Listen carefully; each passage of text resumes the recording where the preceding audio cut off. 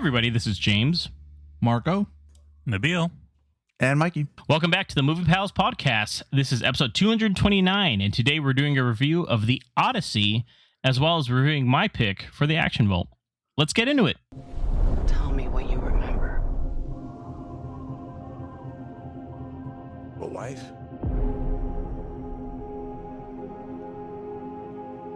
A son? And then what? We won the war.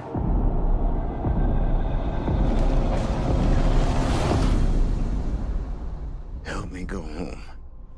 So the Odyssey, sitting at a 95% on Rotten Tomatoes with a 97% audience score. As a heads up, we are going to be doing full spoilers, so we're not really going to hold back. It's kind of hard to talk about this movie without kind of talking about it in general. So we are going to kind of go through the film itself and our experiences with it and what we thought about it. So if you don't want to get it ruined, or if you're not familiar with the story, I would say go and watch it and come back. That's probably your best bet for this one. So you also had 3,000 years to read the story, so I'm sorry. Yeah, so if you didn't take that 3,000 years to do it, there's a chance, maybe you probably should have just read it by now. Okay, after the Trojan War, Odysseus faces a dangerous voyage back to Ithaca, meeting creatures like the Cyclops, Polyphemus, Sirens, and Calypso along the way. Running time is 2 hours and 52 minutes. A bit of a longer film here for us. This was directed and written by Christopher Nolan, who has done some very epic movies like The Dark Knight, Inception, Interstellar, Tenet, and most recently in 2023, Oppenheimer. This is based on the Odyssey by Homer. It had a budget of $250 million, and currently right now it is sitting at $263.8 million worldwide. This was released on July 17th, 2026, in theaters only. Stars a bunch of people here. It's going to be Matt Damon as Odysseus, Tom Holland as Telemachus, Anne Hathaway as Penelope, Robert Pattinson as Antonius, Lupita Nyong'o as Helena Troy, and as Clytemnestra, Samantha Morton as Circe, John Leguizamo as Eumaeus, Zendaya as Athena, Charlize Theron as Calypso, Sean Bernthal as Menelaus, Hamish Patel as Eurylochus, Elliot Page as Sinon, and Benny Safdie as King Agamemnon. I'm going to start here. Let's start with you, Nabil. I want to ask you here, what is your history with the Odyssey? Have you read it or watched any other adaptations? I've read the book a couple of times when I was in high school. There was that and the Iliad, so I have a little bit of familiarity with the story itself. And as far as watching things are concerned, how many films have we watched? I'm sure something has in some way been related to the Odyssey, either directly or indirectly. Have I watched anything specifically about the Odyssey?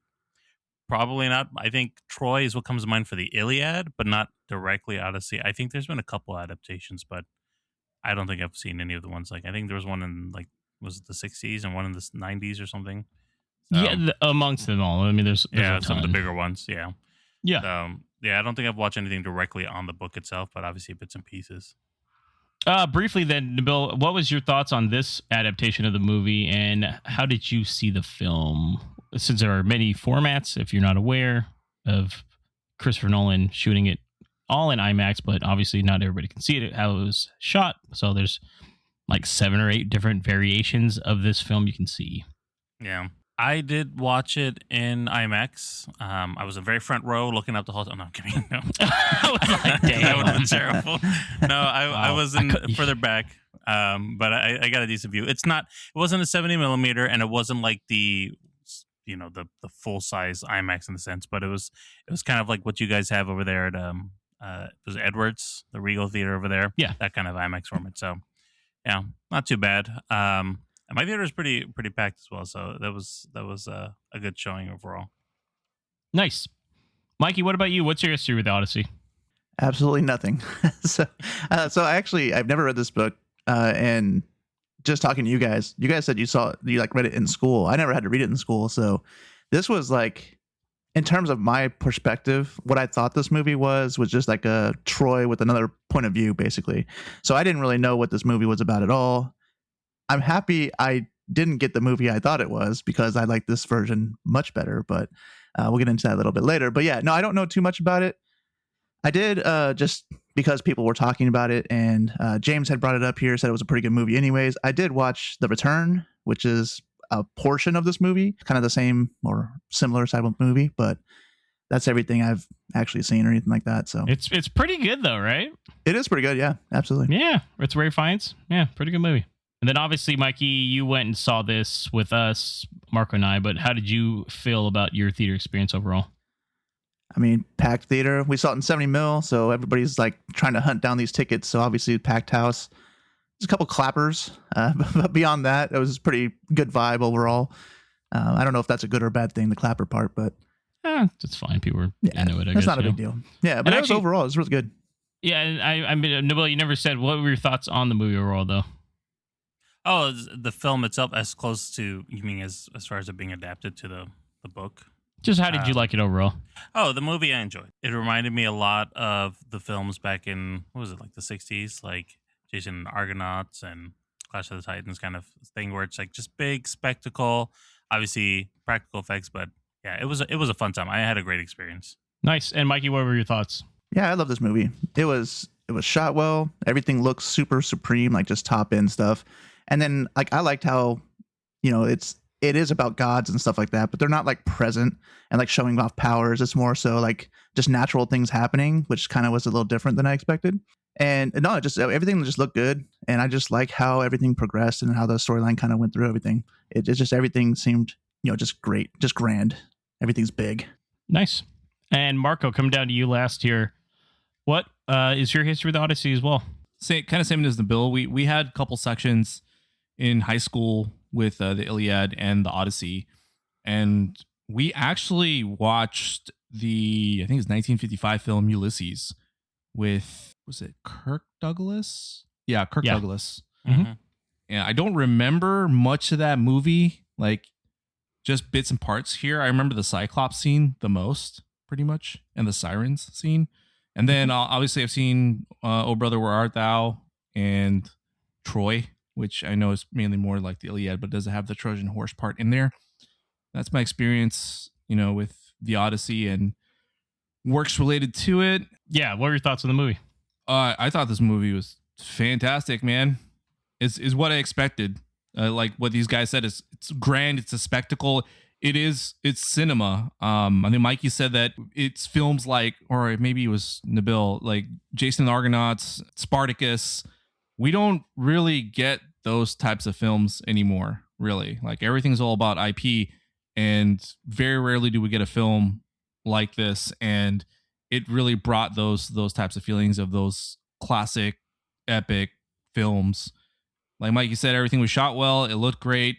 Looked grand. Went with you guys, 70 mil IMAX, sold out. Some dude was wearing some cheap cologne next to me, and could smell it throughout the entire movie. That was really the only drawback of my experience.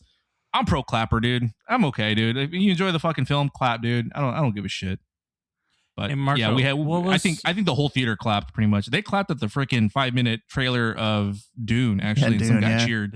So, hey, don't jab Nabil too bad there. Oh, sorry. I can see that. Margo, what was your thoughts of this adaptation compared to when you first saw the first edition published for Homer's Odyssey? Like, did you get the same feeling? Well, they took liberties with the gods aspect, as Mikey said, but I didn't mind that. I knew that Nolan would add his flair to it and grind it a little bit, and I enjoyed that part too. I know it's been one of the complaints about this movie, on top of a million other things, but it worked for me. It's his version of this movie. I see it kind of akin to the Leo DiCaprio version of Romeo and Juliet, where it's like in modern times, but it's the Shakespearean story. So I kind of see it that way. And if people can't see that, then I don't know what to tell you. Yeah, no, I understand. Yeah, I really like this one. This was like my most anticipated film of the year. So I'm glad it checked off everything. I thought it was great. We got to see it, like you said, in 70 millimeter IMAX, which is pretty hard to see depending on where you live. And luckily we bought our tickets right when they went on sale. So we weren't some of the few just trying to check on Friday or Wednesday before, like, I wonder if it's available. It's like, no, you're not going to get into this. I guess it's like sold out for like the next month or so. Yeah, they said like 5 weeks out. Yeah, my history, I read the book too. And like, I've already told you guys, I mean, it sounds so fucking, I was in Latin in high school, like one of the rare schools that still taught Latin. So I've read the Iliad and the Odyssey in Latin fully. So it's quite poetic. So back when I was 16 to 17, I guess I was really into stuff like this. So I definitely saw like the 97 miniseries, that one, the TV one. I think that's the one we watched in class for this variation of it. But like you said, Troy is just more the Iliad part of it all, obviously. And then I've read even more like, different. There's like different adaptations you can read too, I guess, theoretically, right? So yeah, different interpretations. Yeah. Yeah. Or translations, I guess. Yeah. Some were used for this movie. Yeah. He went off of kind of a newer variation, I think, of it all. Mm-hmm. But like Mikey said, I watched the Return last year, and I really actually enjoyed that. So if you like this movie, I would highly recommend checking that one out. It's more of a lower budget film, but great performances in that one. And it's really only just like the last act of him coming home, which it's really well done, honestly. So it works, and then, just being that portion. Yeah. And just like the Silmarillion with like Lord of the Rings, even I've read like the Aeneid and everything too. So there was a point in life where I was really into this stuff. So this is definitely one of those things where I know coming in, unlike Mikey, I knew like everything that would probably happen, but it still was very surprising and I still really enjoyed it. So we're going to go through the movie itself pretty much. And I just want you guys to just talk about it, man. That's pretty open on this one. So we start out with it's sort of a little bit back and forth, I would say, in the film where Telemachus is talking and they're trying to verify, like, it's been 20 years. Odysseus hasn't returned from Troy. People have long come back. Penelope has suitors at her, the castle or where the hell it is. And that's where you get, Antinous and all these other suitors that are just creeps, basically just eating off the land and everything like that too. So there's the journey really, and then it's theoretically Matt Damon's character Odysseus is talking to Calypso and he's kind of recalling this story, I would guess. Yeah. Say, did you guys like how this started out? I actually enjoyed that part. I liked how he framed the narrative to be in him telling, Matt Damon is telling Calypso, Charlize Theron's character, about what had happened or trying to remember it, and then us kind of going back in time. That I thought was an interesting way to introduce it, because I was wondering if he was just going to go linear all the way and how we were just going to go splice back and forth in like real time. But I actually liked that because it made it feel more like you were watching a story unfold, like reading the book. I agree. I like that too. It begins with the bard, also played by Travis Scott, like telling the story, or in this case, a song, and then it goes back to Odysseus trying to recall the story as well too, and in a way trying to show that this story has been told for thousands of years, and there could be various interpretations of it, and it's kind of preparing the audience for that as well too. And I know it's gotten blasted for its non-linear storytelling, but I think it works for this. I think it makes it more interesting, and it makes things pop more, and it makes the payoffs that you get in this movie a lot more bigger too. Yeah, I like that it wasn't linear, because it jumps from him kind of telling his little story to other people telling his story, and it kind of jumps around a little bit like that too. But the way it breaks it down is just, in my opinion, was pretty perfect in terms of how they did it. It's just you get pieces of the puzzle, and sometimes you don't need that one piece like right after the next one. You just need something that's on a different side to kind of tell and kind of loop things in and kind of keep you interested in the movie. I just think it does that really well. And for Nabila and Marco, I know, for instance, like him eating the flower, the lotus leaves, that's technically, that's combining part of the story. I didn't have an issue with that. Like, that's supposed to happen way beforehand. And he literally just stays with Calypso, I think, for a while, honestly. So they kind of, quite a few years. Yeah, for like 7 years. Yeah. 7 years. He just kind of glosses over that part. He's like, yeah, I was hanging out. Just wanted to, before I got home. But they do kind of mention it though. Like, he finally questions her and is like, "How long I've been here?" And she's like, "Yeah, I've been here 7 years, dog." Because he wasn't ready to go home. Yeah, really. It's a lot of like there's folly of man kind of stuff going on in here, and your actions there's consequences to your actions, really, and that's I like the portrayal of Matt Damon in this one. He's not as, there are times when he kind of shows, like in the book, he's very kind of, I would say, almost arrogant at times. Like, he's better than everyone. Yeah. That's really how he's portrayed in those like other adaptations and in the story he's itself. Also very kingly in that sense, right? Like, he's supposed to feel that way. At least in the book, he's being portrayed that way. Yeah, it doesn't come off in the same way in the story, in this telling of in the movie in comparison. you kind of forget sometimes that he's actually supposed to be a king, in the sense where because he's more in charge of his men, It deals more with his ego in this a little bit. And then it's to sort a of point. like To a point. Yeah, it's like it's a microcosm of like what we see with the suitors and their big egos and stuff. And through his journey, he gets humbled through everything that he's going to. Definitely. Because he's having time to reflect. Like Nabil said, he doesn't want to go home because now he's got time to think about all this shit, and it's finally hitting. And he's, in a way, kind of ashamed of what he's done. He's first proud, definitely. and then he's not. Yeah, because he is like the greatest strategist or something, right? So like he's also very cunning, and it's in the book they do lean more into the God aspect of it. Like he's like he didn't need their help to do this, even though theoretically he does in the book. So it isn't until he kind of verifies and so yeah. He's not in the film much, but Aga fucking Memnon, dude. Sorry, I just like the way he looked. Yeah, looks very awesome. Darth Vader, very Darth Vader like, Sorry, right? I just wanted Yeah. just Just want the to throw that out there presence. already. Which leads to our next part. I mean, I went a little more like in the they could do flashbacks to the Trojan horse, and I thought that was really well done of how they presented the horse, and it's buried in the water. It's more of an offering, and I thought that was awesome. I mean, we got to see that scene like a year ago before one of the movies. I remember. Yeah. With the swords going through. Yeah, see, that's the one you didn't get to see either, Nabil. I think it's when we saw Sinners, actually. Right before we saw Sinners, remember that? Because we also got to see that in 70mm perforated, by the way. I was there. Yeah. So we got to see that like we've seen that scene since last April at this point. And I even remember seeing that. I love how that scene unfolded, like how they presented that. It's one thing to just show the whole thing, like from where you open up and you see, I'm going to say a lot of the actors' names because I'm not going to be able to pretend like I can pronounce half these names. So when you see Elliot Page and he's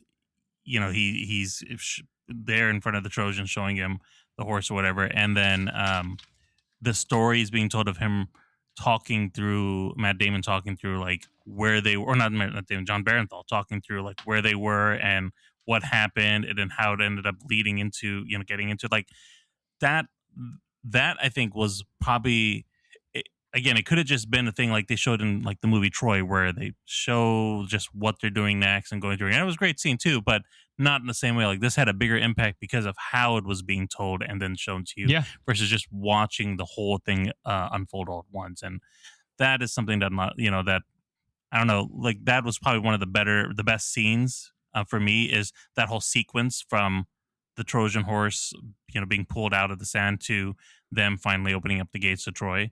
Like just how that all unfolded. You felt like the anxiety of the whole thing, and like, is it going to open it in time? Is it going to happen? Like, what's about to go down? The build up is worth it.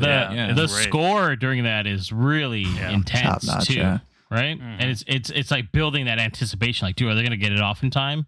Right. And then not just that, is they take a break from showing you that section to go back to Tom Holland, and he's just like crying and stuff. And it helps build up the moment too. Mm. And the score when they open the gates and just that I can't say his name, Agamemnon. Yeah, you got it. Okay. All right. So when he's just standing there and it's kind of like dark, so you kind of see him, but you kind of don't. Yeah. Man, picture perfect. Did you know that Matt Damon didn't know that none of the actors on that side knew there was extras on the other side? They thought they were just going to open the door and cut. So when that opened, that's genuine surprise when they saw like 500 extras run through. So that's so cool. That's crazy. You got to enjoy that. Nabil mentioned the anxiety. You feel that from these men waiting inside this wooden construction. They don't even know if it's going to work. They're just in there, and you feel like you're in there with them because of the anticipation and the buildup. And we already know what happens, but still now you feel like immersed in there, especially with the big ass IMAX screen. You're like, I'm in the horse. And I mean, this is a little bit further ahead, but this is the event that pretty much kind of makes Odysseus realize like, oh, this is pretty bad, because he sees all the guys just taking 10 years of waiting around and been on that beach for 10 years and just taking out everyone. They're killing women. They're killing, I don't know if they're killing kids, but they might be. I don't recall, but it's a whole city. Yep. It's pretty hectic. Things are blowing up. I mean, they're burning the city down to the ground. Yeah. Yeah. And they're taking out, and then, that's, I like the Athena aspect of it all. Like, he sees Athena throughout the film, and then you realize in this moment that it was like a priestess that was killed right in front of him. That's why Athena's taken like the visage of Zendaya's character throughout the film, so that's why she looks like that. And that's the only real god you see theoretically, outside of the monstrous creatures and such, etc. But I really liked that that aspect of it. I thought that was a really cool little twist to it all. Their first stop on their way home, they do a lot of island hopping here. I don't know if you guys notice. And running back to the boat, but there's a lot of islands in Greece, quite a bit in the Mediterranean, right? That's the famous Cyclops scene with Polyphemus. What did you guys think about that one? Man, this is like a horror movie, like a horror section almost.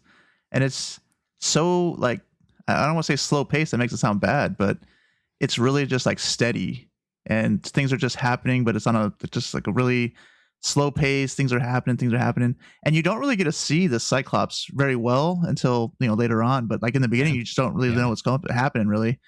And they made the Cyclops look kind of crazy. Like his eye is like sideways on his forehead and stuff, grabbing people and stuff. I thought it was really well done where he just crazy stuff's happening. All practical effects for the most part too. Yeah, like I saw them build the animatronics. I was like, wow, this is crazy. Then they build animatronic. And then it's a real cave in Greece too. It's nuts. That cave is supposedly the cave where Zeus was born in their beliefs out there. I won't lie to you guys though. I knocked out during this entire time. I was, like I said, I was pretty fucked up. This is the fuzziest part of the movie for me. I was struggling. It wasn't because I was tired. Like I said, I had a cocktail. I chugged it right before because I didn't want to hold it. Marco got it in my head that I couldn't hold 2 drinks for some reason.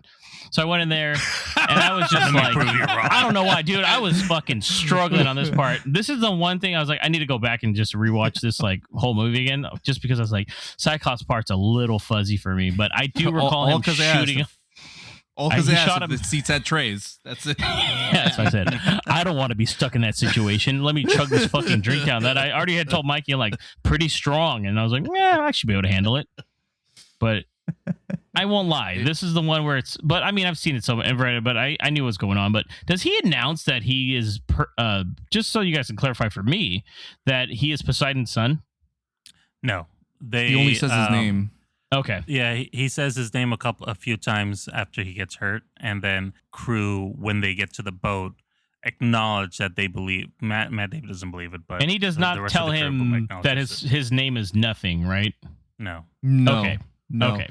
Instead, what he does to kind of gloat is, as they're escaping, they're already free and almost off the sea. He shoots an arrow. I saw that part. At the Cyclops. Yeah. That's when I came back. That was his way. That was his final, I guess, crime that pissed off Poseidon. It's like, dude, like you already messed with him, and now you mess with him again after you're scot free.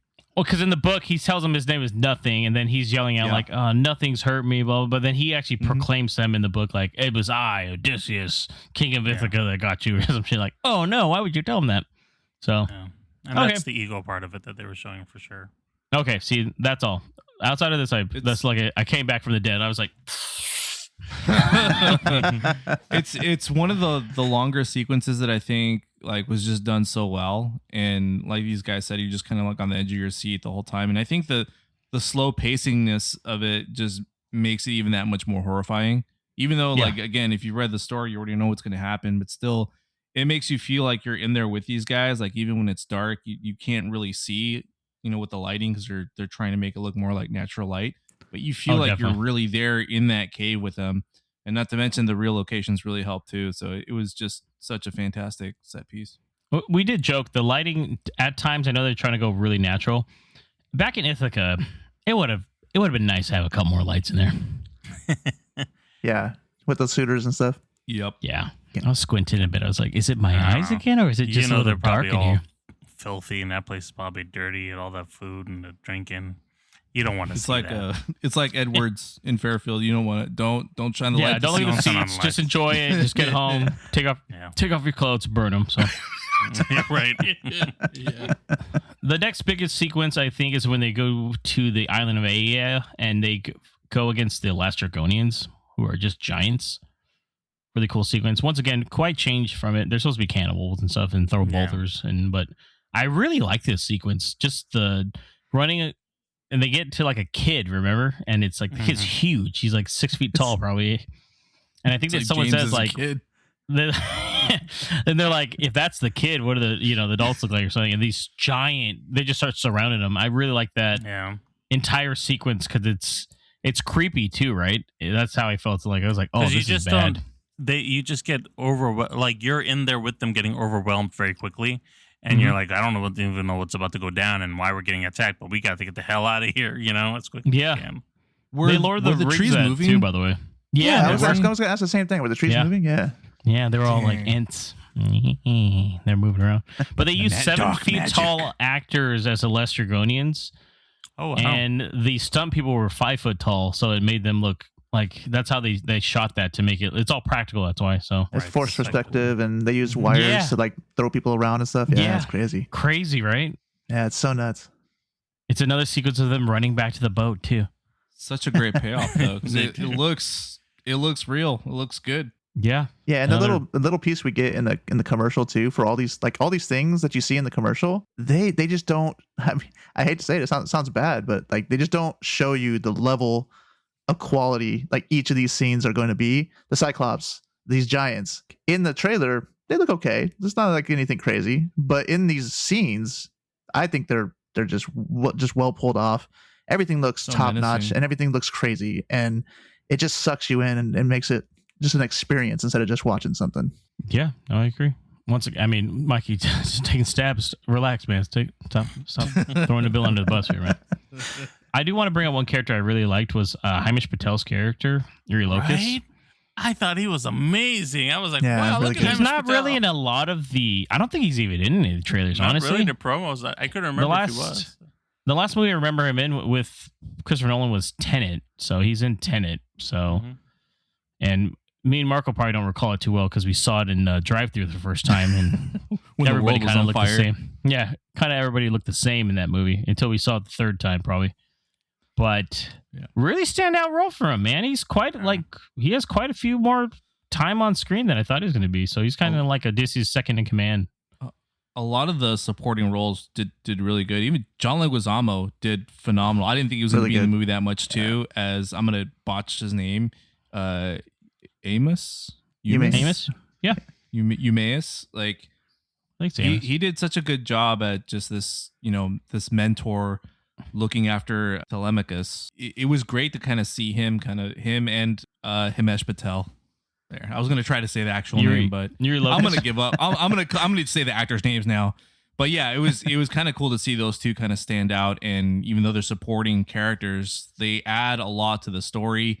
They give a lot to both like the main characters and Odysseus and also Tom Holland, and it made the movie that much more stronger. Like no one here hams it, like calls it in, phones it in. They like no matter how small the part, they're just doing a phenomenal job. Yeah, no, all sarcasm. I mean, this is why people actively want to work with Christopher Nolan, honestly. So this is a prime example, I think. So, and that's why he uses a lot of actors and actresses in his movies multiple times, I think. Yeah. One thing, next one was the Circe scene on another island again before they run off.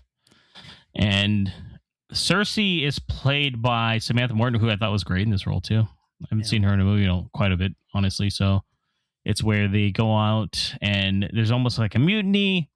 Odysseus stays back while his men go out and barge in on this woman and kind of come off as kind of slightly aggressive, but they don't understand that Circe's like a witch and turns them into pigs. Pretty cool, horrific scene, honestly. Another one was done practical, apparently, from what I read. That was done practical? Wow. Yeah. That's impressive. That was practical. Yeah. Mm-hmm. Not even sure, but pretty cool sequence because Odysseus finds out, do things where they'd put pieces of, fake ears and stuff. And then that way, when she would move her hand and you'd reveal that it's like a pig ear, it was like makeup on top of makeup. It was crazy. That's crazy. Yeah, that's nuts. Yeah. They were turning into pigs, Michael. Yeah. But Odysseus shoots a deer that he sees and it turns into a man. He immediately realizes something's up. And that's when he goes up there and gets his men back, and they kind of, I would say that's the moment too where he kind of gets them back for a while. Yeah, because he, saved them. So yeah, because it was after the attack for the Lastrygonians where they were like, man, this is crazy. Like, why we we don't trust you, and this is a stupid thing. Why are we going the long way back and all this stuff, right? And this whole time they're getting into these situations because they're supposedly following Zeus's law, which pretty much states that if someone comes from the streets or something to your house, you're going to treat them as guests. You're going to treat them as, you know, as one of you, because it could be a god, quote unquote, god in disguise and stuff. But it just keeps getting them in trouble more and more, like with the Cyclops and this. And then they show that in comparison to the suitors who are doing the same thing in Odysseus's home. And you start to see those comparisons and contrast and seeing like, and maybe this isn't really working out for you guys, you know? And I kind of like how you want to be treated. Yeah. And yet they're starting to, because of their desperation, they're starting to kind of abuse that as well too. Like James said, they go in a little aggressive at Cersei's place. A bit. Even though they're starving, that's why, right? Yeah, yeah. And then you see the suitors, they're starving for power, so they're starting to become a little more aggressive as well. Well, they do that at the first stop, the first island that they go to, right? That village. Remember, they go in and they pillage the place. They straight up pillage it and burn it down. And they asked the guy, "Why didn't you welcome us in?" And he said, "We thought you guys were, you know, these thieves or whatever coming from the sea, no, the sea people. Yeah, and so, dude, when they bring that up, yeah, I was like, you guys are starting off on the wrong foot, just like scaring everybody off. Yeah, I mean, they just came back from a 10-year war, so these guys are ripe with just this is how we know life is, right? That's how I kind of interpret it. So yeah, that. But Anne Hathaway is saying the sea people, and with tears in her eyes, I was like, "Who the fuck are the sea people?" find out. People that are from the sea. That's Apparently, easy. That's what they're called. And honestly, Mikey, it's a big deal. No, it's this fear that they have, and eventually, but they're the ones eventually becoming the sea people. They're becoming what they fear. Some might say, to a point. A point. Mm-hmm.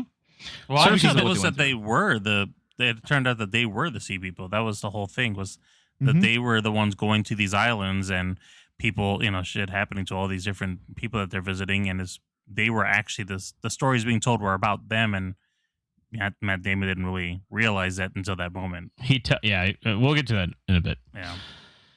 Cersei does reveal to them the only way to get home is to go to the underworld and speak with Tiresias, who's played by James Remar, by the way. Pretty good little role there. He was also in Oppenheimer, if you guys recall.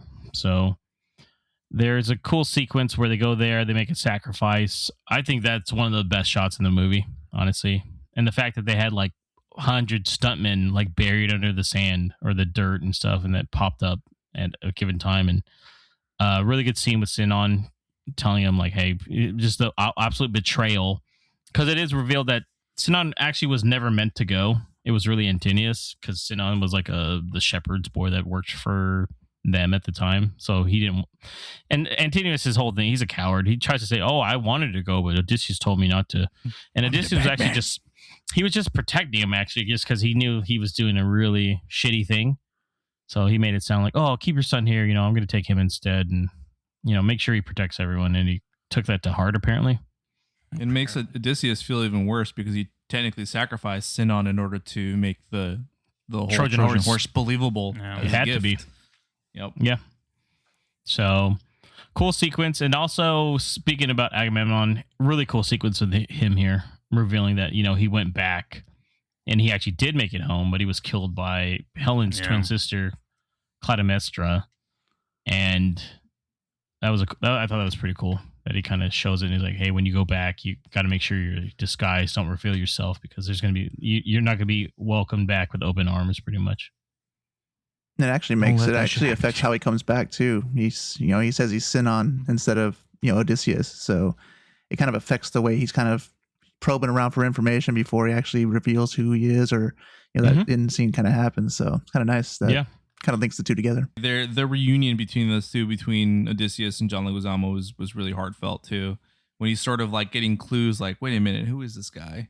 And he's sort of like suspicious, but it was because he was such a loyal guy to Odysseus, one of the only few that was loyal to him in his house.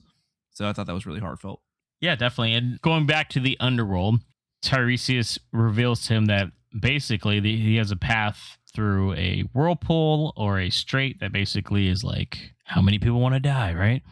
Go through the whirlpool. It's Charybdis, I believe is the name. It's a creature that is down there.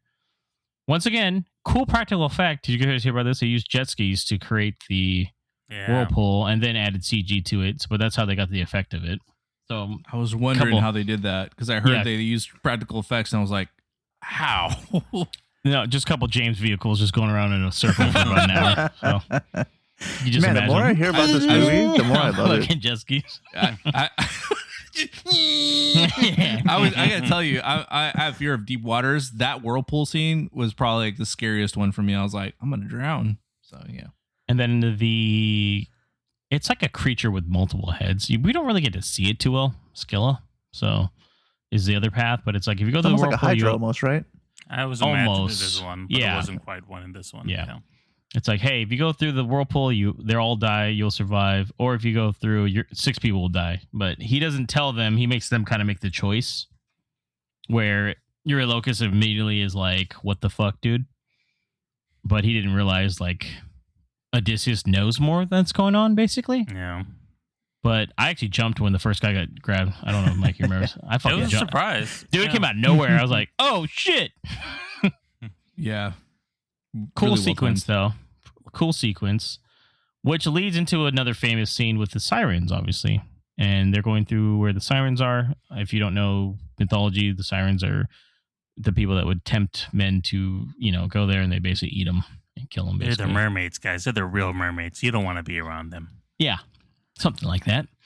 And so Odysseus, this is one of his ego things, honestly, where he has his men put wax in their ears so they can't hear it, and they tie him to the boat basically so that he can still be the only man alive that's ever heard them.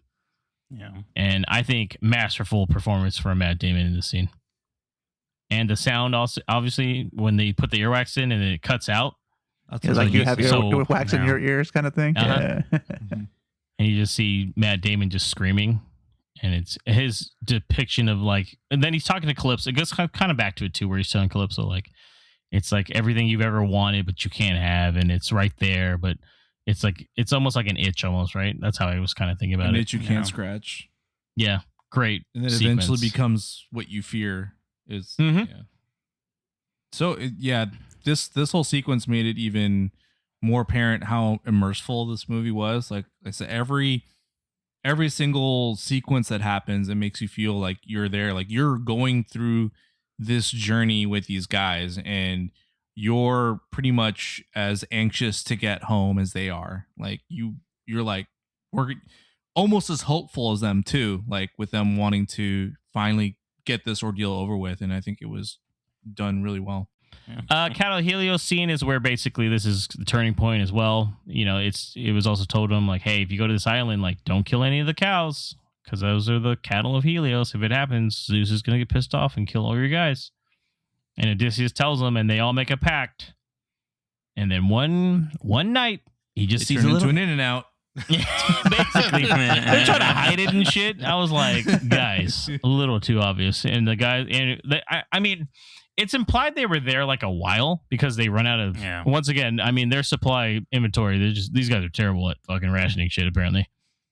Well, I mean, they say that they don't have enough supplies, right? They chose that route even though they know they needed to get supplies from the same place that Agamemnon went, right? True. Odysseus is like, I don't want to go because the wind brought them there easily, but then the wind dies. Yeah. So it's like a trap no matter what. Like, well, there's only one way to get out. Again, I know there's no like actual representation, no visual representations of the gods like in the original poem except for Athena. But I like how they use nature as a force of the gods, like the wind, the ocean, the lightning, all of that. Like using those natural occurrences, I think, and making those out to be the forces of the gods, I think works a lot better for this version of the Odyssey. Yeah, because as Mikey said, they got. So yeah.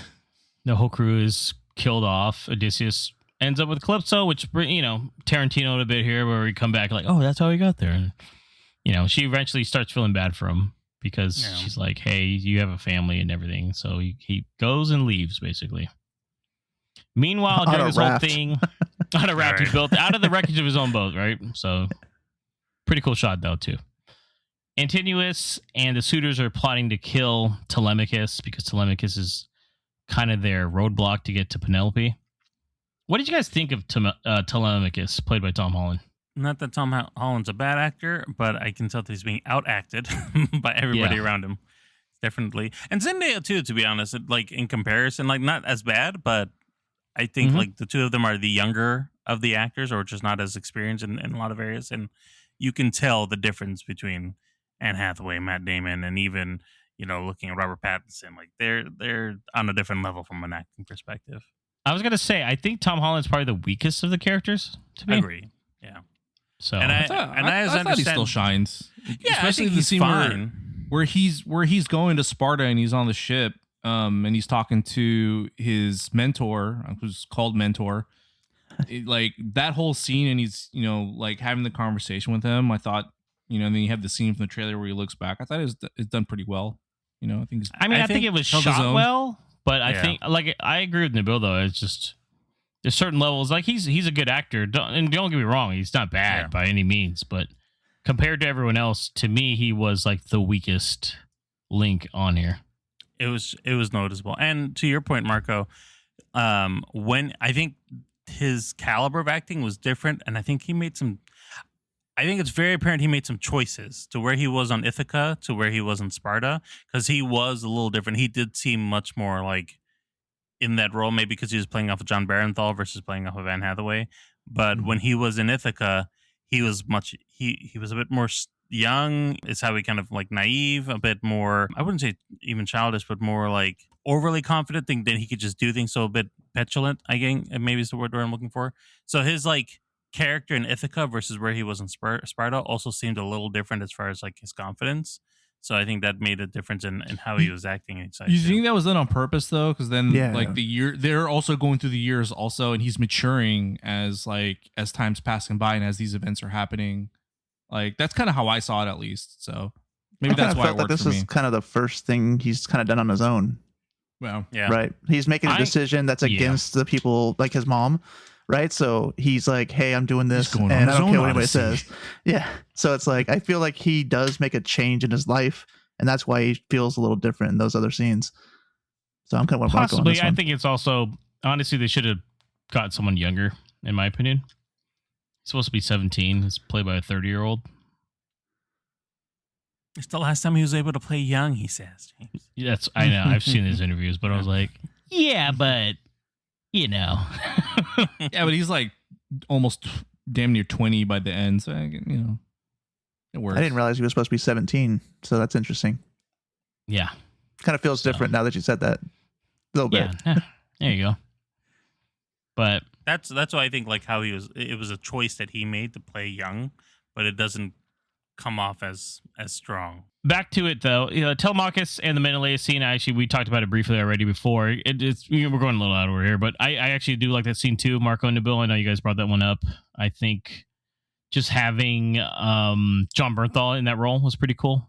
It is nice to see him doing a little different, even though he's always kind of feels like John Bernthal to me. I don't know about you guys. I was gonna say the same thing. I was like, he's not that it's bad. It's just of the characters, John Bernthal always just seems like John Bernthal. He doesn't like. I don't feel like I lost in his character. It was cool seeing like Helen of Troy with like a scarred face, and I know that's not in the book or the poem, and it's kind of implied like, oh, it might be from him. It could be from the war got her or something, and it just shows that she's gone through some traumatic shit, basically. So. But the brief time we got to see Lupita Nyong'o, she was great. Playing both characters, like yeah, awesome. Very like maybe 5 minutes of screen time tops. The scar could also like indicate like unreliable narrators and how the story has been like told over the years and stuff. I kind of like that too. Penance for her sister's actions. Maybe, yeah. Who knows? And then finally, we do have the final act of Odysseus coming back, which I think is, the most celebrated part of this is him coming back and Batman returns. Yeah, pretty much. And he's just like, hey, what's going on? And like you said, him and Emmaus kind of run into each other after those little punks got all his stuff, basically beat him up. And then the scene with the dog is quite touching, of course. I knew that was going to happen. I was like, the dog will die soon. I was like, yeah, that single was tear. So freaking heartfelt. Yeah, I like that. But great scene with the bow. Classic, man. Jason Bourne it, guys. Just came back and said, you know what? I gotta take them all out. Lock them doors up. And then Antinous calling for every single weapon known to man and guiding them in. That's hilarious. I like that he's supposed to be the first one to die. So that was cool that they kept her on to show, like, he is a coward. Yeah. And even the scenes leading up to it where he tells him his name is, my name's Sinon. And he's like, does that name mean something to you? And then you can tell it does. Because Dr. Dre, I don't know the guy's name, but he basically is like, he's like, wasn't that the stable board? Blah, blah, blah. And then I was like, yes. And he has the little scroll piece or where the fuck it was, basically. Yeah. And when he gets him back at the end, where he stuffs in his fucking mouth, I was like, I love that. This belongs to you. Yeah, he's like, when you get down there, I forgot the exact line, but it basically is a cool one-liner. Watching all these Macho Men films, I was just like, seems about right. Yeah. Dude, by the time Odysseus gets to him too, he's like he's been stabbed. He's got pieces of his spear sticking out of him. It's so freaking badass. 17 arrows in him. That whole fight sequence was just awesome. You see like the years of experience. Like this guy's been literally through hell. Like he went to war for 10 years. He saw all his goons die. He has seen like just a bunch of shit that none of these guys would ever believe, and he's just fucking just destroying all of them. And I was just eating it all up. I was like, oh yeah, dude, kill these guys. Yeah, it was awesome. It was really cool that the sequence of events happening, and once again the score done by Ludwig Göransson, by the way, who got an Oscar for Oppenheimer, was just fantastic. Oh yeah, man, it was just like intense. It was just like, you didn't know. It was just like, man, this is like the Dark Knight all over again. I was like, oh my god. I was like, what's going on? I was like, I was like, Jesus, and everything is just mostly that scene where he fought Bane. Remember where he went, where his arms got crazy and he was blowing up the pillar. Where are they? Yeah. Great moment though. I was loving it, man. It was such a nice top off to the whole hero's journey of just realizing like, hey, I'm no better than the gods, and our actions mean something, and I'm gonna show these guys that their actions are death. And great moment. Although I would have been like, you sure Tom's ready to take over? He barely could fight that one guy. Yeah, dude. I'm like, yeah, D squad Tom Hardy's up there, bro, and he can't even take him out. So I was like, he tried to swing at him like 6 times. I'm like, dude, come he on, got dude. Thrown against the wall like 7 times. I'm like, bro, I mean, just give up. I'm like, he's kicking your ass, dude. Use your spidey senses or whatever the fuck you got, dude. Crawl the wall. He's like, fuck. Mr. Stark, where are you? I don't feel too good. Did you guys like the ending? How they kind of like piece it off, and how he kind of was talking about how the story might change through time and people will forget, and that's how kind of things happen. And in it's very much like a message, just like this could be a tale as old as time, but it could always be warped to whoever wants to kind of manipulate it or change it to their liking. The story itself of the Odyssey was passed down orally for quite some time before they finally got written down. So God knows what it actually was before they put it on paper. Yeah, Homer might not even be a real guy. And then plus all the translations over time too. Yeah, I mean, the story is going to be all over the place, but I think that was a fair telling of it. That ending, just kind of essentially reiterating that in its own way. Especially like when the Romans got a hold of the story, just to let you know. Yeah. That's when you change Odysseus to Ulysses. There's a few minor changes. Like Sinon is not from the Odyssey at all. Sinon's a character from the Aeneid, which is the tale of the birth of the Roman Empire, and basically the story of the character from that whole story going off and leaving Troy and forming Rome. So I also like how they kind of briefly fake you out that he's dead. Like you're just see the penalty just crying and stuff like that. And you're like, oh, okay, he's still alive. Okay. My whole thought when that happened, Mike, is like, maybe that's what Christopher Nolan's going to do. He's like, he would have never survived all those attacks. But I was like, he's supposed to survive. I was like, is he about to die? I was like, fuck. But then I was like, when he got hit never mind. in the neck, when he got hit in the neck, that's where I thought it's like, oh, maybe they're changing it. Maybe he's gonna die because that looked like a pretty brutal. Nah, he's from Boston. He said, give me 2 menthols and Dunkin' Donuts. I'll be fine. He's fucking Jason Bourne, bro. No way. I wanted someone to be like, Jesus Christ, that's Odysseus. All right, guys, let's get into our overall ratings here. What would you would you recommend? We'll start out with you, Nabil. 5 stars. It was a great film. I don't have any real notes. We're just critiquing small things here, but honestly, the film's great, and I would highly recommend it. And if you can find a ticket, I would recommend at this point at any IMAX. But yes, the biggest screen you can possibly see it in would be the best way to see it until it eventually comes out in 4K. But don't wait. Watch it now. Would you buy this one in 4K? Oh, absolutely. Yeah. Definitely. And then how would you rank this amongst other Christopher Nolan films, Nabil? I probably, honestly, with the storytelling and how this is a master of his craft at this point. I definitely put a top 3 between, with this, and I really love the Inception and then Interstellar, Tenet. all great film. Tenet, Oppenheimer. Tenet, It was really good. Yeah. Tenet. So his top tier of the films for sure. I don't know if I'd rank it number 1, but definitely, top 3. What about you, Marco, though? What's your overall rating? Would you recommend it? How do you rank it? And would you buy this bad boy? 5, Cinco, Estrellas, 5 stars. Absolutely would recommend. I would, I'd buy this in 4K. Absolutely. No hezzy. Michael? I also give it 5 stars. This is a first day pre-order 4K disc, in my opinion. And how would you rank it against other Nolan films? Oh, both of you guys, go ahead. Yeah, Marco, go ahead. I would say top 4, top 5. Interstellar is still my top favorite story wise from Nolan, but this is epic for sure. And really his top 3, top 4 films are interchangeable for me. But yeah, it's up there. Yeah, I'll say top 5 for me as well. I really love Inception. I really liked Oppenheimer. The Prestige is really high up there for me as well. So it's up there with those guys. And like Marco said, they're interchangeable. I don't really have like a favorite, but all those guys are right up there. Yeah, I gave it 5 stars as well. So this is just I want to watch it again eventually. I wish I could see it again in 70mm, but it seems like it's gonna be impossible to see it again in 70mm unless I want to sit in the first 3 rows. Yeah, definitely buy this one to 4K. Thankfully, to Nabil, I own all of Christopher Nolan films on 4K already, so I'll add it to the collection here, right, guys?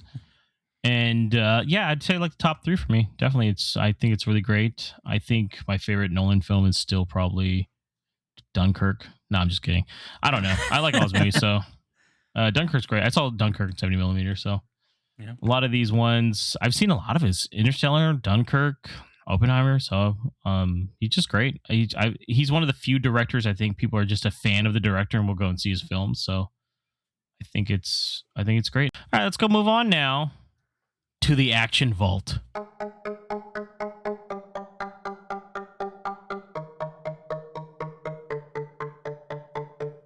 Welcome to the Action Vault. Every week, one host is randomly selected, followed by one of the greatest action stars of the 80s and 90s and early 2000s, actually, because I changed some stuff. 3 movies are randomly drawn. The chosen host picks one, and once it is chosen and reviewed, it enters the Action Vault forever. Last week, I drew our former governor, Arnold Schwarzenegger, and my 3 choices were Commando, The Running Man, and True Lies. I picked The Running Man, and The Running Man is removed from the pool, and Commando goes back. I made some changes. I heard the bitching from mostly these 3 guys, because it made a lot of sense, actually. I won't lie to you guys.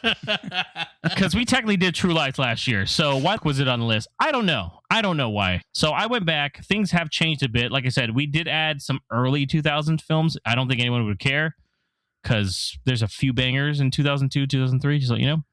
So True Lies will not be going back into anything because we will not have that as an option. So let's go and review The Running Man. In the year 2017, an innocent man accused of a crime has a choice. Hard time or prime time. Sensational. Perfect contestant. I want him. He must pay or play the running man. On your mark. I'll be back. Go! The highest rated TV show in history. Guess they want us to stay. So The Running Man is sitting at a 59% on Rotten Tomatoes.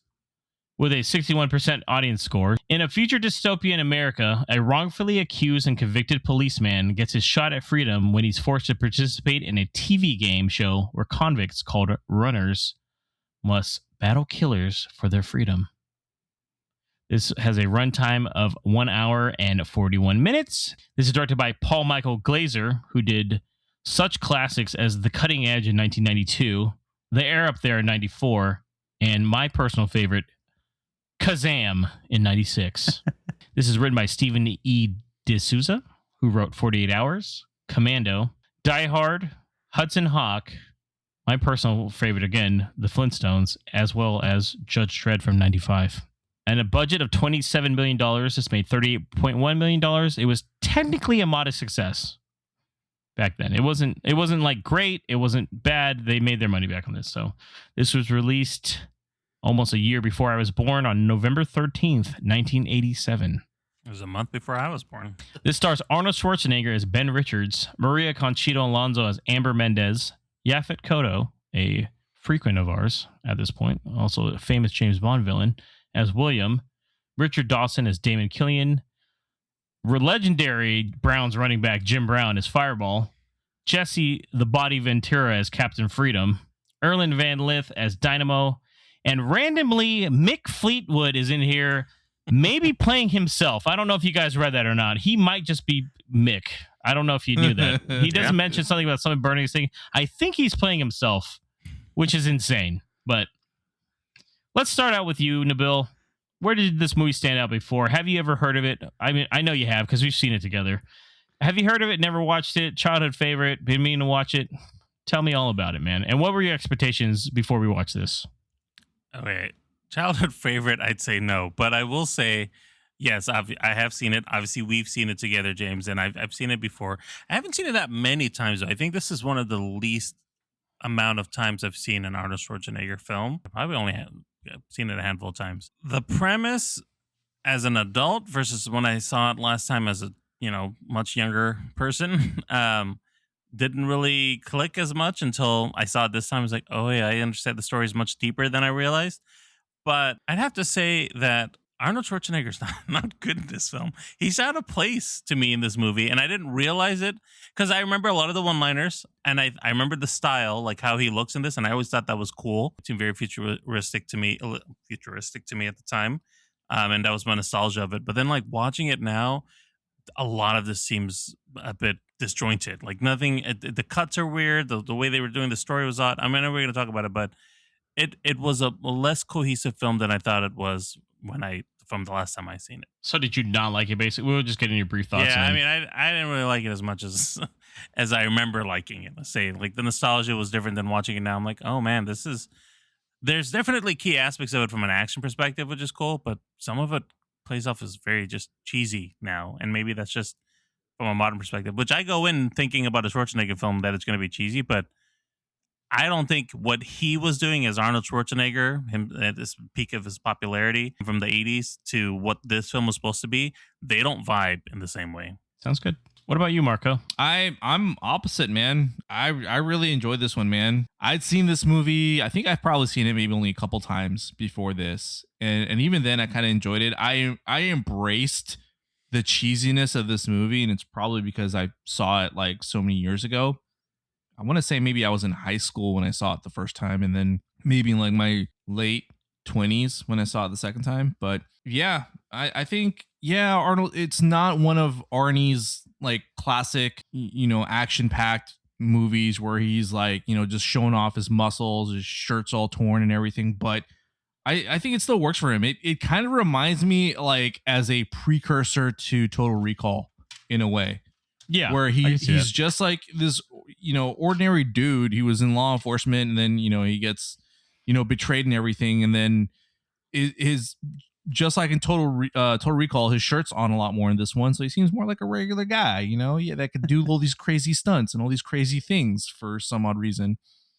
But I don't think that the editing, the cuts are too bad. I think it works for the type of action movie it was. Like action movies around that time did that type of stuff, so it kind of goes in with the style of the time, and I think it still works for me.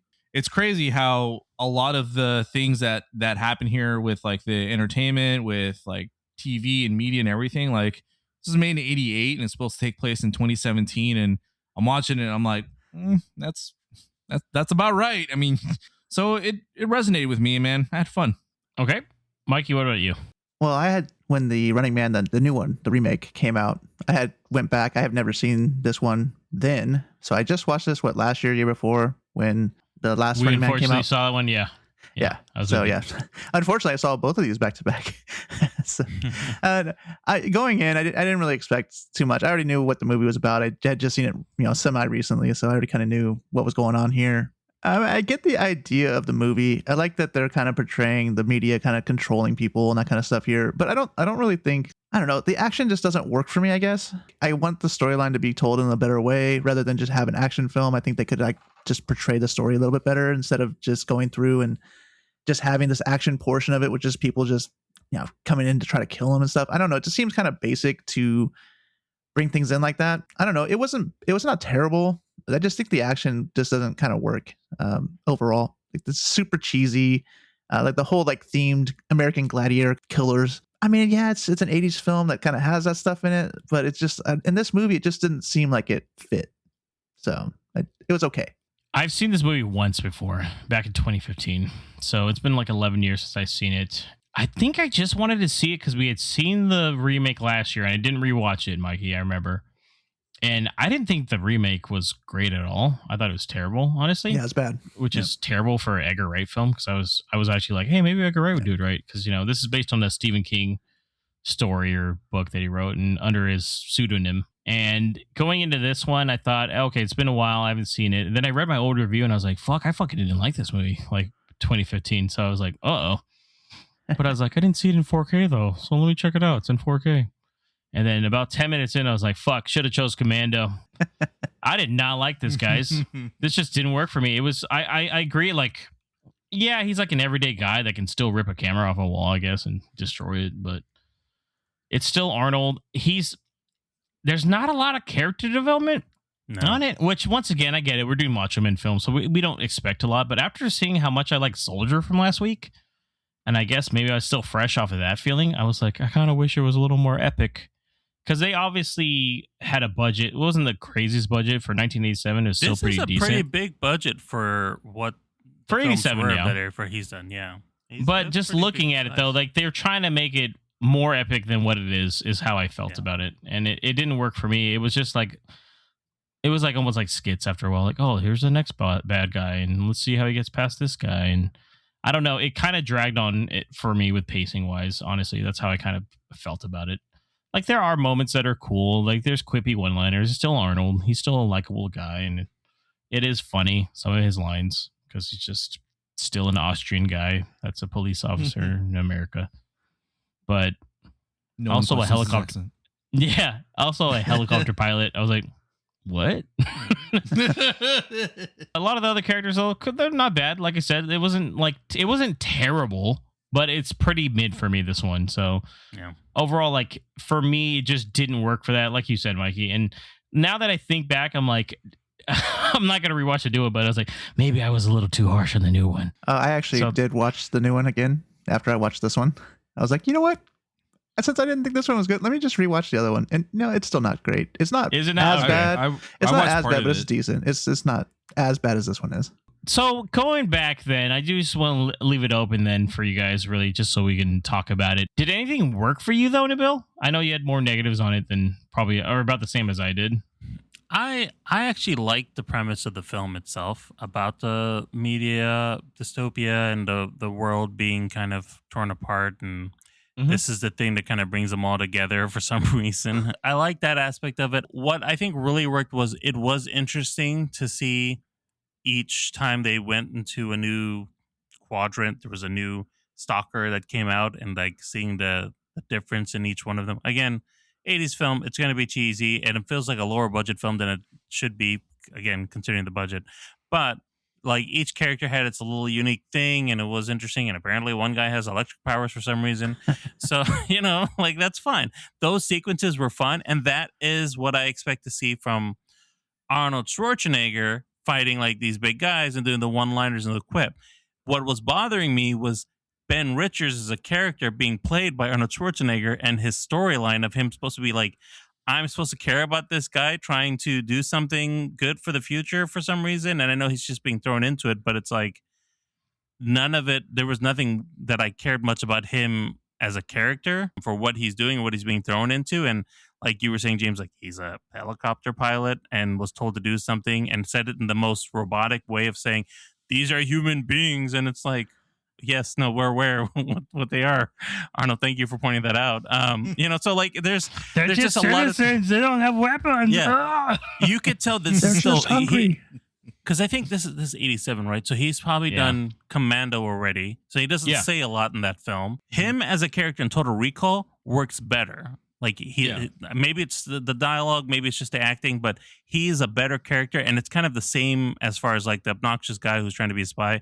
That works well. And in here, he's still, I think you can tell Arnold's still trying to figure it out. So him as a character is interesting, but Arnold Schwarzenegger playing him is just all over the place. But again, I enjoyed the action scenes. They were fun. They were different. They were zany. And I was like, those are the parts I was there for. And Marco, I mean, you said what worked for you. Did anything not work for you, Marco? I think some of the cheesiness and the one-liners didn't work for me. That wasn't really what drew me. And yeah, it really the pacing was a little off too. I think it goes a little too long, and it's only an hour and 40 minutes long, I believe. But I felt like that too. They could have shaved some. Yeah, they could have shaved some stuff off. It starts to get a little too ridiculous at the end. There weren't that many gladiators going after him or stalkers, but it felt like there were. And I think one of them comes back towards the end. Yeah, the electric guy with the little goofy James mobile. Hey, Dynamo. Dude, when Just he was in you know, that he car, died. I was dying. He died 3 months before this movie was released, by the way. He had heart Oh, attack. wow. Shit. Yeah. Damn. He died when he was 34 years old. So wow. Fuck. So that those aspects didn't really work, even though they were kind of fun. I like the story as well, like Nabil was saying. I like the premise of it where, you know, they're living in a police state where they're using this sport kind of like today. Hey, I'm a fan of sports. I love, you know, baseball. I love football. And I know those are just entertainment to distract me from the fact that there are fucked up things in the world. It's kind of like the same thing, only dialed to 11. And Arnold's just this normal guy that's just trying to get to his brother after escaping prison. And he gets involved in all this shit because his brother, you know, got arrested too. Meanwhile, there's a resistance going on. He doesn't want anything part of it, but his experiences are what finally make him like want to help, because he was like, you know, fuck this noise. All right, fine. I'm going to help these guys. You know, because I never felt like he really wanted to even help at the end, though. He didn't. He begrudgingly helps, but I think like by the end, he's finally like, okay, now I see why these fools are like dying for this shit. Especially after he sees his two buddies get yeeted trying to, you know, fight for something bigger than themselves. When he's like, I'm just trying to get to my brother, you know, type shit. And let's face it, there's no way Amber with that accent was going to remember that code. I was surprised that she did. I thought I forgot. It was like, is there a plot point here? She's just gonna forget it. Like she's like, I'm sad, Marco. Dude, I'm sad too, because she didn't even recite the numbers. Did you realize that? She remembered them, and then all she said was like, I know the code. They didn't make her repeat it, because even the guy that's doing it, like that sequence too long. I'm like, bro, we didn't need to see this whole fucking sequence like this. Dude. He's like, hold on, there's more. I'm like, good God, there's fucking more. Yeah, that could have been sped up.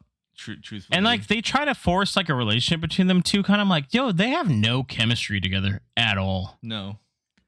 By the end, I'm like, I guess, but it's one of those things where like, I agree. yo, you guys should hate each other still, dude. So, well, not just that, is like she like is like tattletelling on him. Hey, he's over here. He's over here. Yeah. And literally, like he gets captured, and she's already like, oh, I should help him. I'm like, wait, what? Well, because she finds the recording, like, oh, but she's looking for the recording because she already wants to help him, though. Well, because they see the thing, and she said that's not real. That's not what happened. Because they said he killed like some people at the airport, and she's like, that's not how it happened at all. I'm like, don't worry about it. Just continue your life. Yeah, that's what I'm saying. Though, like, I don't understand why she was like, oh, you know what? I need to help this dude. Like, I don't know. It was the first time she had ever seen like, oh wait, that shit's not true. Like the whole time, everybody believes what they see on the television is the thing, and then you see Killian manipulating things, and that's just from this network, which apparently is the only network in this Right. in this world. Yeah. But then Yeah. that's when that makes it click because he tells her it was done very poorly, Mikey. I'll admit that that's all I'm they saying. could have emphasized it a little bit more. But yeah, she didn't realize that they were lying like that extremely, and then They didn't so find she the got, file on her, like that whole situation, and they got her all dressed and everything. I And don't then know she where plays was hitting catch at. up to find them. Like, oh, she's got to Yeah. go through the same. I don't know. She could have just showed up, dude. I was like, I don't really need to see her go through the James Mobile here too. That seems like that's where all the budget was going to. That whole sequence. It's the It best was- shot, actually. Yeah. yeah, it was fake that they landed close to the same area because it looks like the tube system drops you off in different areas. So I was like, okay, how'd you guys end up in the same spot? But anyway, Well, the tube took her there. They have a tube that goes directly to that section. So they just Mikey's pop in on a different one. The yeah, tube but billions is ended up God. killing him. Did you guys like any of the stalkers? Any of them stand out to you guys? Other than apparently Dynamo?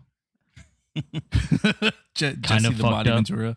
I mean, he's the one that stands out to me, but I really like Fireball. Yeah. I But like then he like gives flamethrowers. up. He gives up though. He's like, I'm not going out with this shit. And like, okay. Yeah, but he kills the stunt doubles. I thought that even though that fight was staged, I thought that was pretty cool. He cracks that was that the whole- chick's neck and then he stabs that dude against the wall. Yeah. And then they're like, that's her. Then now they think they're dead. I'm like, no one's gonna believe this. What about Damon Killian, played by Richard Dawson, who old thought that was cool. Family Feud guy, who apparently was a fucking asshole in real life. I don't know if you knew that or Yeah. not. Well, he played it well in this Oh, movie, so I right. can believe it now. Yeah, didn't take him a lot. Apparently, a lot of people behind the scenes said the way he treated people on that show was exactly more like Damon Killian. Well, they're like, yeah, well, I he was believe kind of it. like that. It's the 70s, guys. It's a wild time. He's actually Yeah. the one person I liked the most out of this whole movie. Like, I feel like his character was Agreed. like the most like just stuff I was like, oh yeah, okay, he's a dick, but like I like it. I like what he's doing. He's doing a good job of doing that stuff. He plays it well. Yeah. He's MASH too, so he had some acting. But this was his final film. It did not like he died too, but he died in 2012. But this was his last film he ever did. Everything is sensational for him. Sensational. Where everyone's beautiful. Yeah. What was your best action scene then? Let's at least talk about some things. Stop beating it with the dead horse here, guys. I'd say against the hockey guy. Sub-Zero. Because it's With the barbed wire and against stuff? Sub-Zero.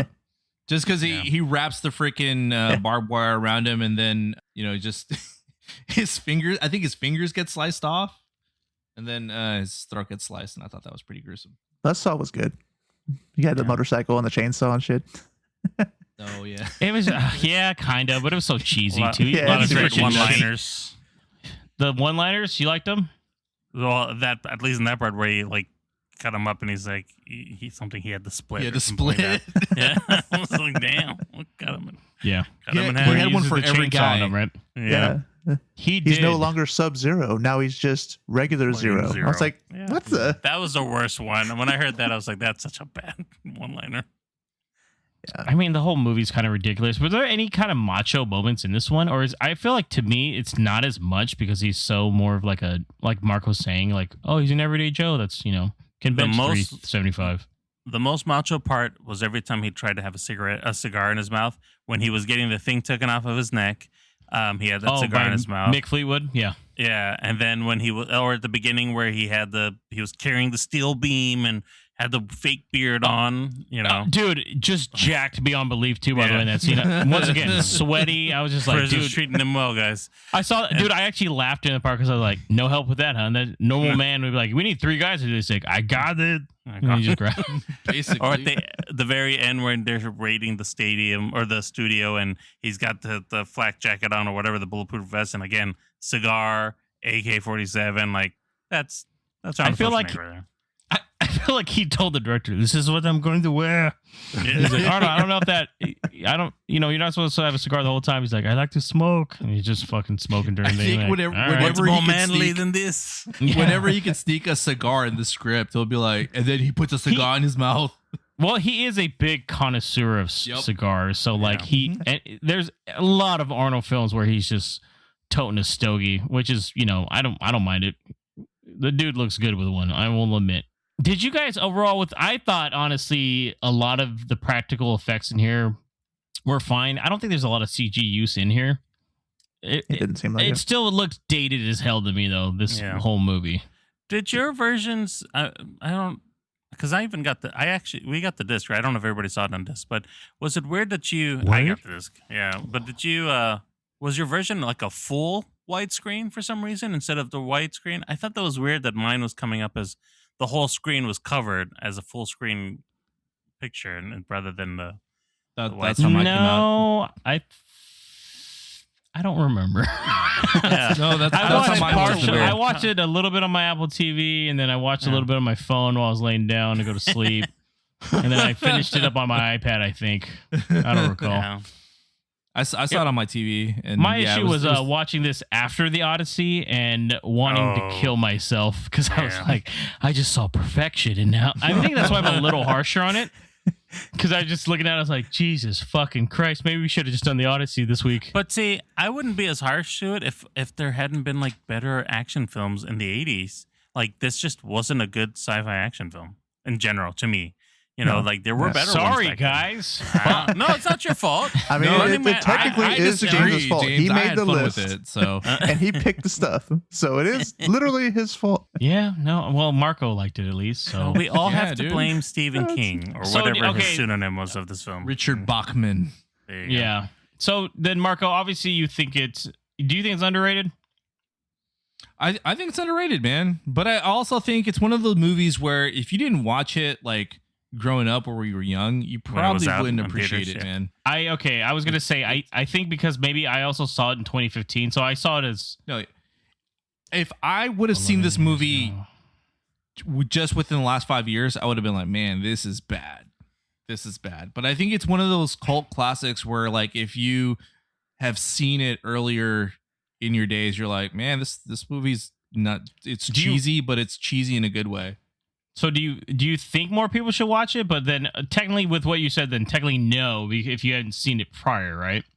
I think if you're an action film buff, then yeah, I think only then you should probably. But then by then, I think you probably have already seen this damn movie. Then honestly, wow.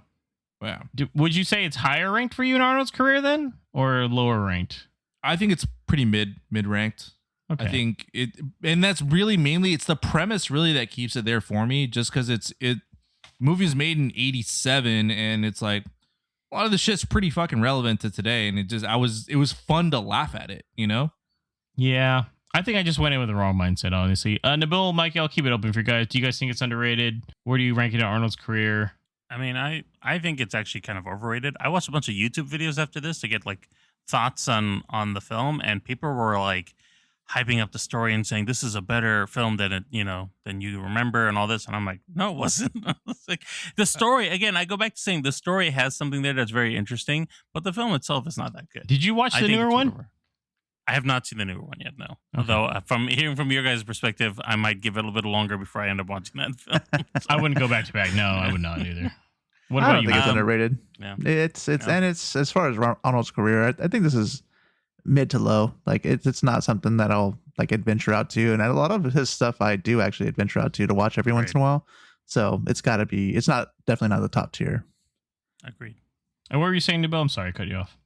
No, I was going to agree in regards to the ranking in the career. I think it's kind of the lower thing, and it makes sense to me why I haven't seen it as many times as a bunch of his other films. It never really stuck with me, and I just remember the parts that I enjoyed, which was the big gold suit and some of the one-liners. So I mean, you own it in 4K now. You can watch it every year now. So anytime I want to see it now, guys, full screen, widescreen somehow. You're like, what is this fucking aspect ratio?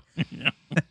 Let's get some ratings here, guys, and then let me know, is this worthy of entering the action vault? Does it deserve to be remembered as one of the great action films? I'm going to start with you, Mikey. Are you going to, is it vault worthy, or are you going to leave it outside? I'm going to leave this outside. And what are you going to rate it, though? 2.5. I mean, it's okay. It's not terrible, but it just didn't blow me away, and there's a lot of options for his kind of movies, so yeah. Okay. Marco, what about you? It's going in my vault, and I'm giving it 3 stars. We only have one vault, Marco. There's not individual vaults. God damn it. Well, it's going in the vault, man, and I give it 3 stars. it's not great. It's not something, you have to go out and watch. But I still think that the premise and the plot and some of the cheesiness still works. Okay. I'm glad you still found something you liked with it. I'm glad someone liked it. All jokes aside, I am being quite harsh, but I think it's because it was my pick. Bill, what about you? I'll definitely leave it outside. It's not going in the vault. I gave this 2 stars. I think that there are better Arnold Schwarzenegger action films out there, and this one you don't have to watch and feel like you're going to miss out on anything from his great other films that he's done. Sounds good to me, man. So, yeah, I'm leaving it out of the vault too, guys. I just didn't like it. I gave it 2.5 stars. It just was apparently my 2015 self, and I probably would have, apparently I knew already, but I didn't remember, so that's why I chose it. And then I can't think because I was like, I didn't see it in 4K, With that being said, then, because 3 out of 4 of us have voted for it, we will be leaving this one outside of the vault. Just to let you know. So currently the only one in there right now is Soldier from 1998, starring Kurt Russell. If you haven't heard our review of that one and our breakdown, listen to last week's pod, and you can hear our thoughts on that as well. The vault has spoken. So our loadout section here this week, you are going to battle again. This time we can only pick things from the Running Man. You can only take one thing from this movie. What is it? Mikey, I'm going to start with you. Flamethrower. I've always wanted to shoot one of them. It's going to be in my loadout for sure. Okay. I noticed you didn't choose Amber this time. Okay. Marco, what about you? The chainsaw. I don't blame you on that one. And then did you have a one-liner with it too? Yeah. I almost chose the little freaking vehicle, but want to save that for somebody. And Bill, what about you, bud? I'm taking Dynamo's electric suit and nothing else. Going on a roll with that little guy. Don't need nothing else on, guys. Honestly, in or out of the tidy whities. I'm going to tell you right now, it'd be a little loose on you, man. It'd be a little loose on you. And for me, I would take Dynamo's little car he took at the end as the quote-unquote James vehicle. I would like to drive around in that and try to sideswipe people.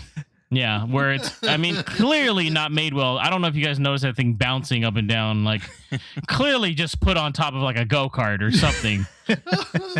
But I guess I would be the first to die probably. So, all right. With that being said, that does wrap our review of The Running Man. Now it's time to open up the Action Vault another time here to choose a new host, a new actor, and 3 random films. So I'm going to spin this live so we can see who's going to get chosen. It can only be Nabil or Mikey at this point because those are the 2 that have not picked. So we are spinning right now on my randomizer here. Next week's host or next podcast host for the Action Vault is going to be Nabil. His actor is Jean-Claude Van Damme, and the 3 movies that Nabil gets to choose from are 1993's Hard Target, directed by John Woo, 1990's Lionheart, or 1994's Time Cop. So those are your 3 picks. All bangers. Let's do this. Yeah, for real. It's really hard to choose. So the choice has been made, but you'll have to tune in next week to find out what entered the Action Vault. And with that being said, that wraps up episode 229 of the Movie Pals podcast. Marco, let everyone know how they can keep up with us. You can find us on every major podcast platform, so follow and listen wherever you like. For links to all our socials and more, head over to linktree/moviepalspod. That's linktr.ee/moviepalspod.